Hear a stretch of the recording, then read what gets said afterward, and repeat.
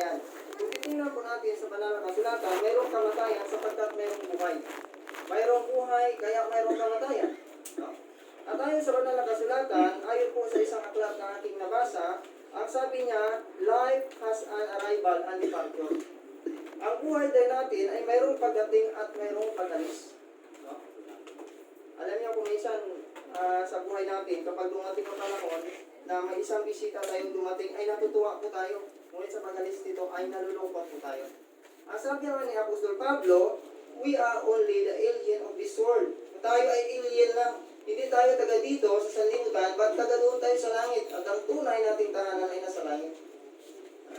Kaya minsan malungkot, lalong higit dito po sa pamiligal po, yung kanilang mga anak ay mabuti nga medyo malaki-laki na nakakaunawa na rin kung ano yung tama at ano yung anong mali. Pero ang totoo po nito, ito po yung nais kong dalhin sa inyo, sapagkat ang buhay po natin ay mayroon pong arrival. Tanong pastor, mayroon po sa Bible. Sa aklat po ng Job chapter 1. Kanina po sa nabasa natin, basahin natin sa Tagalog para mas lubos po nating maunawaan. Sabi niya, hubot-hubad akong lumabas sa tiyan ng aking ina, hubot-hubad din akong babalik sa Panginoon. Alam mo, ito yung kamatayan natin, kung titingnan natin. Sabi ng Biblia, kung paano tayong ipinanganak, ganun din ang pag-alis natin. Yung arrival po ni Pastor, tinignan ko po doon sa kanyang tarpaulin, kasi ako mahilig po kung magtingin sa mga tarpaulin ng mga taong namatay. Alam niyo, kaya yung maraming magandang tarpaulin ay hindi po sa church. Ang magandang mga verses na nakalagay, ang maraming magagandang verses na nakalagay sa cemetery po. Pero ang problema minsan, sabi ko nga sa mga member doon sa Kalawag, sabi ko, yung mga inilagay yung bang verse doon sa namatay, yung mga minamahal sa buhay ay memorize ng mga namatay. Alam mo, piniro ko sila, sabi ko, baka pagdating sa langit, gamitin po ng Diyos, ano yung nakalagay sa tarpaulin mo? Ay, kung yung memorize, hindi man ikaw naglagay lang. Yung kapatid mo, yung mga magulang mo. Sabi ko, habang buhay pa kayo, sabihin nyo na kung anong verse yung gusto nyo ilagay kapag mamatay kayo. Alam ko po yung sinulat po ni Pastor doon sa 2 Timothy, sabi doon, I put a good fight of faith. Alam ko po lahat ng mga pastor sa ulo po nun. Bakit? I have finished the race. Kay sa Dibo.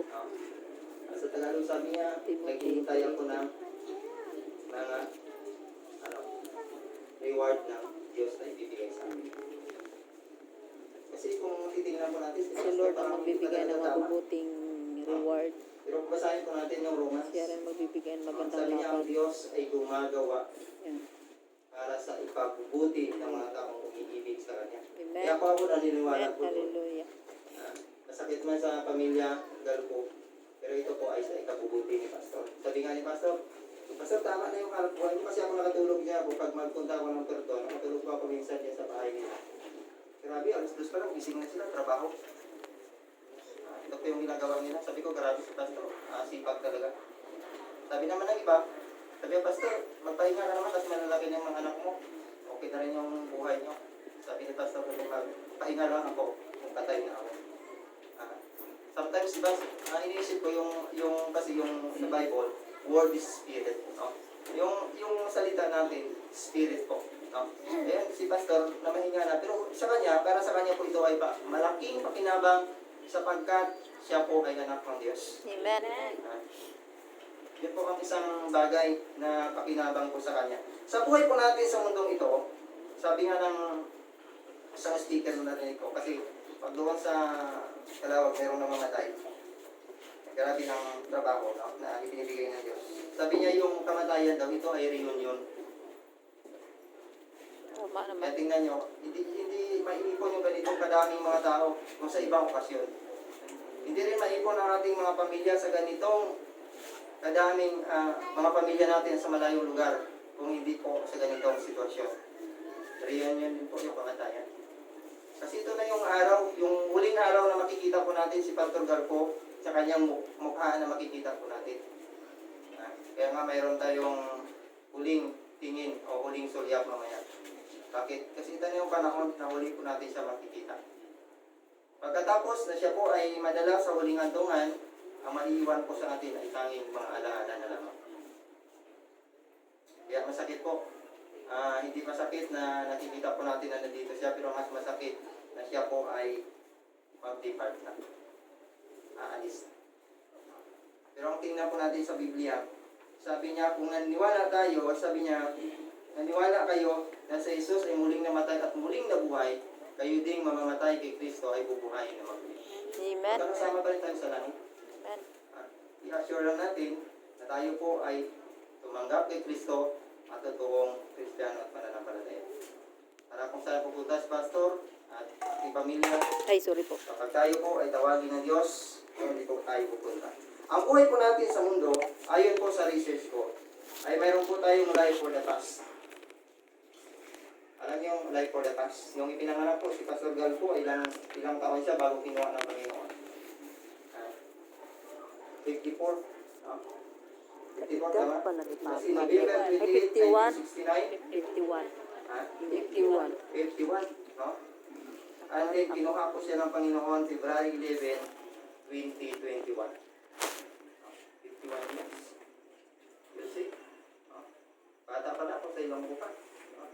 Pero alam po natin, yung pagtawag po ng Diyos, hindi natin Bata si kailan. Uncle mo, 46. Meron po tayong life for the past, at yung life na po yan ng 51 years, yun po ay ginamit ni Pastor po sa Diyos. Hindi man po buo na 51 years kasi nag-start siya ng ministry under 20, yung edad niya, or above now. Pero ibig sabihin doon, yung mga nakuling araw niya ay ginamit na po sa Diyos. Pangalawa po, mayroon po siyang present life. Yung present life, yung magdadrive siya ng motor. Abong po siya. At ang tao po ay mayroong life for the future. Ito po mahirap kasi sabi niya, bahala na basta kung ano mangyari sa akin. Pero ang totoo po nito, tayo po ay may life for the future. Tingnan po natin kasi sinabi po ni Solomon yan sa Book of Ecclesiastes. Kasi sinabi ni Solomon sa Book of Ecclesiastes, life is vanity of vanities. Ang buhay daw ay ang tao ay walang kabuluhan, walang kabuluhan. Kasi sabi ni Solomon, pinag-aralan ko, ang lahat ng bagay sa buong mundo ay napansin ko na ang buhay ng tao ay walang kabuluhan. Pero mayroon po siyang tinatawag na final conclusion. Siyempre mamaya ko na babasahin yung final conclusion dahil conclusion po yun. Ang una pong bagay, what is life? Una po, life is only a journey. Paniniwala po kayo yung buhay po natin is only a journey. Yes. Kaya habang tayo ay naglalakbay, si Pastor po o ang ating kamahal na kamanggagawa ay kinuha po ng Panginoon doon po sa paglalakbay din. Na-expect ba tayo na gano'n na mangyari? Siguro sa kaisipan ko, hindi ko rin, kahit siya mismo ay hindi po siya nag-expect na gano'n po yung mangyayari sa kanya. Pero ang sabi kasi ng James, chapter 4, verse 13 to 14, no? How do you know what your life will be like tomorrow? Your life is like a morning fog, it's here a little while, then it's gone. Sabi niya, ang buhay ganito lang, no? Makikita mo saglit, at pagtapos ito ay mawawala. Ang buhay natin, journey lang to. No? Habang nag-journey tayo, kailangan kasama po natin ang Diyos. Amen. Kapag nag-journey tayo na hindi natin kasama ng Diyos, ang buhay po natin ay walang pag-asa. Kasi sabi ni Paul sa Corinthians, sabi niya, dati namuhay kayo na walang Diyos at walang pag-asa. Ibig sabihin, ang mga taong walang Diyos ay ang mga taong walang pag-asa. Kung titignan po natin yung Bible, hindi po nagkakamali yung banal na kasulatan na sinabi po ni Paul na ang taong walang Diyos ay walang pag-asa. Ngunit tayo ay umaasa tayo sapagkat mayroon po tayong Diyos at naniwala po tayo na ang Diyos na ating sinasamba at pinaglilingkuran ay siyang Diyos na namatay at siya po ang Diyos na muling nabuhay. At siya din ang Diyos na nangako na muling babalik. Okay, mayroon po tayong pag-asa kahit sa panahon po ng ating kalungkutan, isipin po natin ng ating pong mahal sa buhay na pumanaw at kinuha po ng Diyos. Palang araw tayo po ay magkikita din. Pangalawa po, life is short. No? Niwala po tayo na ang buhay po natin ay maikli lang. Sabi po na Ecclesiastes chapter 5 verse 18, even so I have noticed one thing, at least, that is good for people to eat, drink, and enjoy their work under the sun. during the short life God has given to them. Kita po natin. Sabi ni Ecclesiastes, sabi po ni Solomon. At kung titingnan po natin si Solomon sa banal na kasulatan, sabi ng Biblia, wala pang taong naging kagaya na mayaman ni Solomon at wala ding maging kagaya pa na katalino ni Solomon. At sinabi po ni Solomon, na sabi niya, alam ko ng tao, habang siya ay nabubuhay, kumain, uminom, at gamitin yung lahat ng kanyang pinagpagalan sa kanyang buhay, no? Sa kanyang maikling buhay sa mundo na ibinigay ng Diyos. Yun po, kasi yung buhay po natin, sure, sabi nga ng Bible, yung buhay natin, gaya lamang ng bulaklak sa parang, no?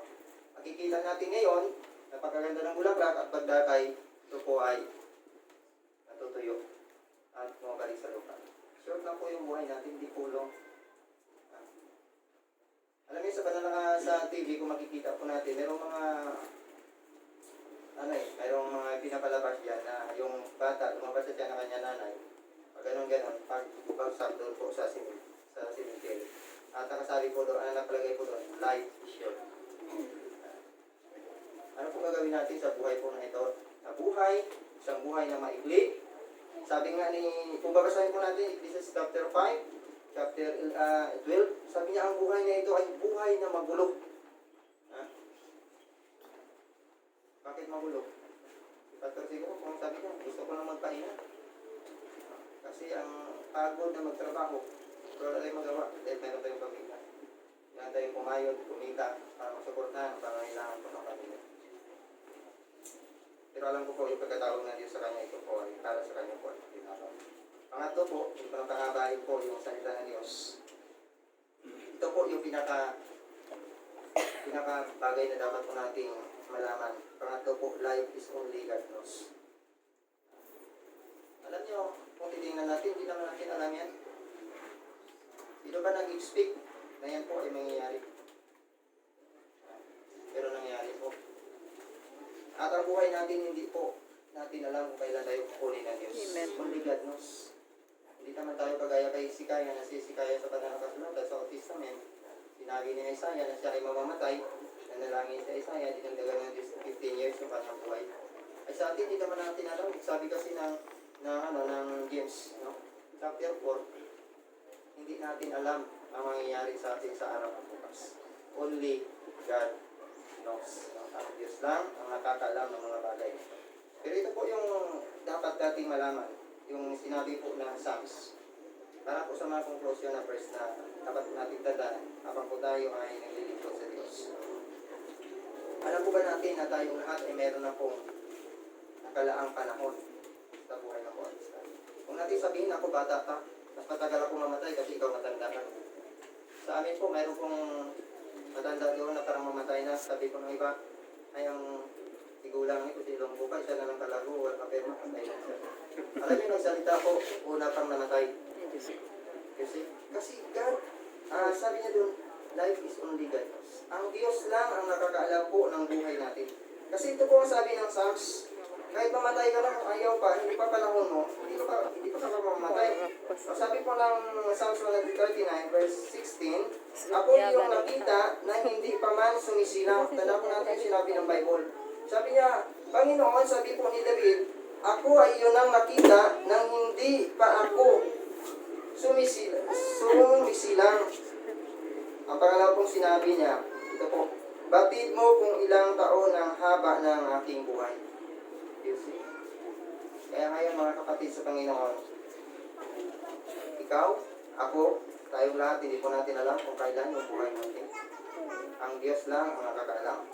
Sapagkat, sabi niya, pagkat ito'y nakatitig sa aklat mo na talaan, matagal nang balangkas mo, ikaw lamang ang may alam. Ang Diyos lang pala yung may alam ng buhay natin. At tayo po walang alam.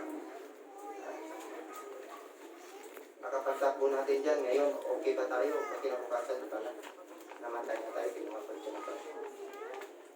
Kaya advantage sa mga taong tumanggap kay Kristo, naging mananampalataya, nagtiwala sa Diyos, yung kanyang buhay, binigay sa Diyos. Dahil kapag siya po ay mamatay, tiyak, napupunta po siya sa langit. Na yun ay pinawan po ng Diyos. Isipin po natin ang kamatayan, wala po itong pinipilit. Mayaman ka, mahirap ka. Ano man ang kalagayan mo sa buhay, marami kang pira, ang kamatayan ay dumarating ay hindi natin alam.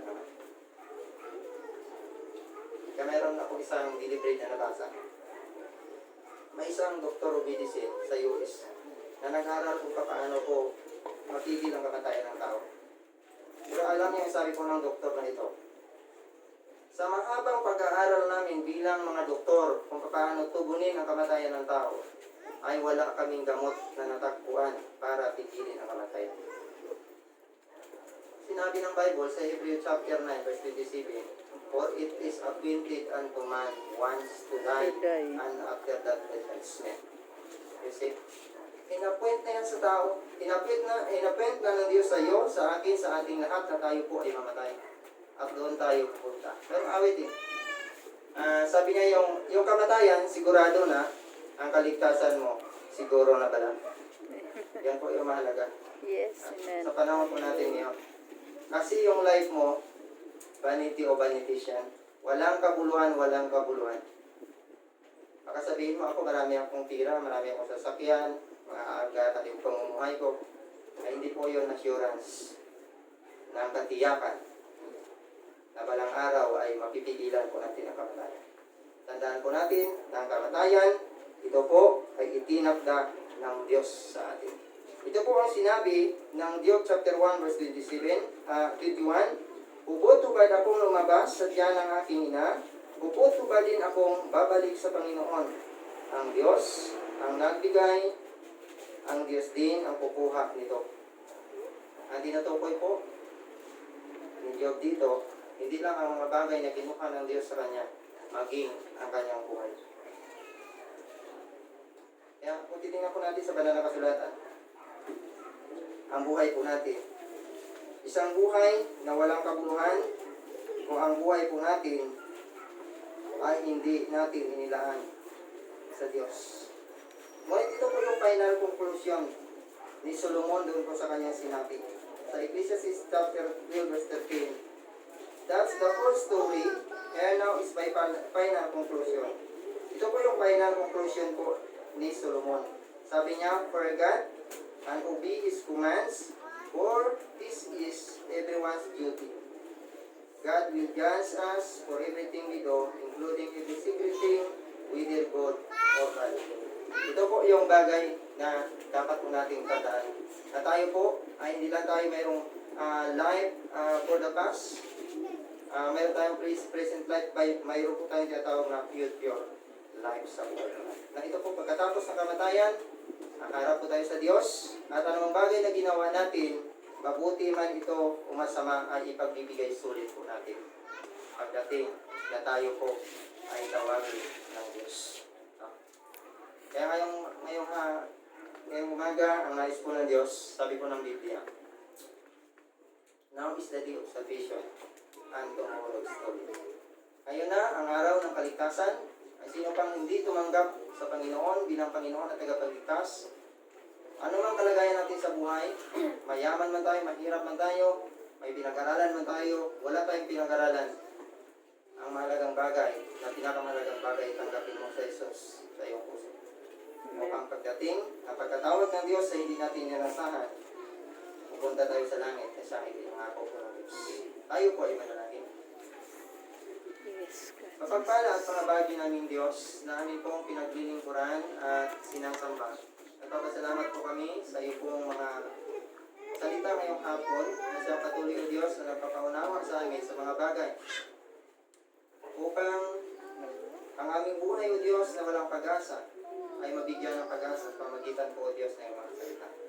Kaya sa hapong ito, dalangin po namin, pagpalain niyo ito sa aming mga puso, na ito o Diyos ay hindi namin makaligtaan, lalo higit o Diyos sa pamilyang ito, na ang inyong mga salita o Diyos ay magpapatatag sa kanilang pananampalataya, sa kabila o Diyos ng kanilang mahal sa buhay na pumanaw.